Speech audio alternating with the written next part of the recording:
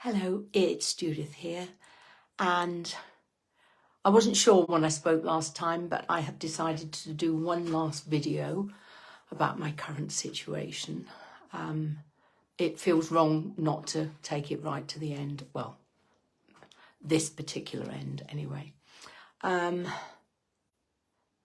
I've tried to pull out for myself as much as for you the things that I am grateful for that have happened over the last few weeks. I'm very grateful for the time we had as a family with him for 5 days. I'm grateful for him and for us that the end was gentle as it could be. I'm grateful for the amazing help that we had from the staff in the hospital once he was on end-of-life care. And I'm grateful for things that have happened as a result of the funeral. We've reconnected with old friends, and some of them came up the evening before the funeral, and we spent the evening together. Really, well, it was as if we hadn't ever been apart.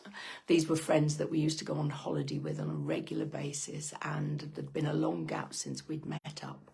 And it was just wonderful to just pick things up. And again, we talked over old memories, including those that we enjoyed, obviously, with him, because he was there for all those holidays and all those other things that we did together. I am grateful for the fact that the funeral went exactly as we wanted it to be, and everybody was able to play their part, which you're never sure. So my son did the tribute. I did a reading. One of my granddaughters sang a song that she had written and composed. It escapes me how anybody can do that, and it was beautiful. And while she was singing that, they played a montage of pictures, family pictures, with him. And then my other granddaughter played the last post at the crematorium as the curtains came across. And that was very poignant, but wonderful that we were all able to do it. There were times in the funeral when I was in tears, times we were all in tears at different times, and comforting one another. I sobbed in the last hymn because I've discovered that music makes me incredibly sad, unless it's very cheerful music, which is probably why I don't listen to a lot of it. And we all did,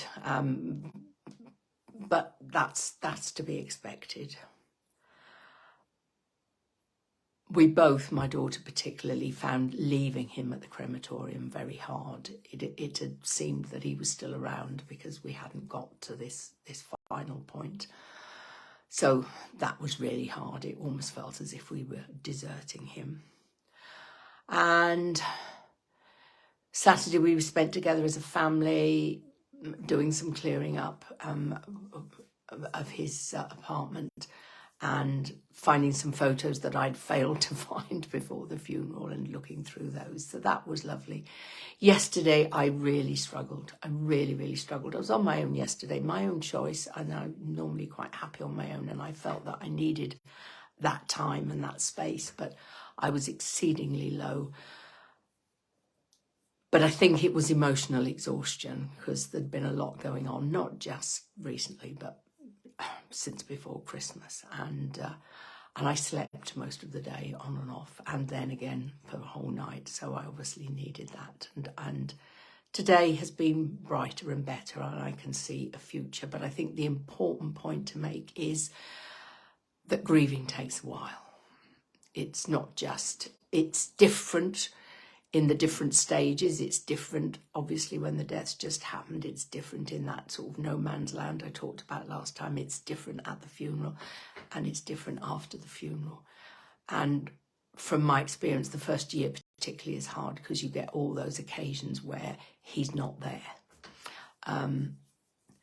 And yeah, so it is an ongoing process of managing all those emotions I talked about in the very first video, the sadness, the anger, the guilt, all of those are still around.